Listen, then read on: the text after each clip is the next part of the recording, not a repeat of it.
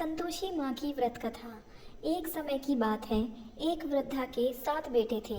6 बेटे तो मेहनत मजदूरी करके अपनी माँ का भरण पोषण करते थे, लेकिन उसका सबसे छोटा बेटा बेहद आलसी और निकम्मा था। वह कुछ भी काम धंधा नहीं करता था और बस इधर उधर घूमता रहता था। एक दिन उसने अपनी माँ से कहा, माँ मुझे भी धन दौलत चाहिए, मैं भी आराम से जीवन बिताना चाहता हूँ।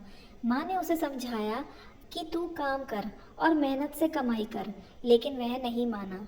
इसी बीच उसकी पतिव्रता पत्नी ने संतोषी माता का व्रत करने का निर्णय लिया। उसने लगातार 16 शुक्रवार संतोषी माता का व्रत किया और पूरी श्रद्धा से माता की पूजा अर्चना भी की।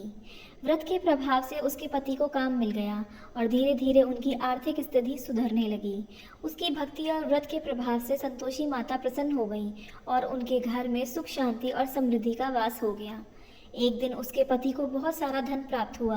वह खुश होकर अपनी पत्नी और माँ के साथ सुखमय जीवन बिताने लगा।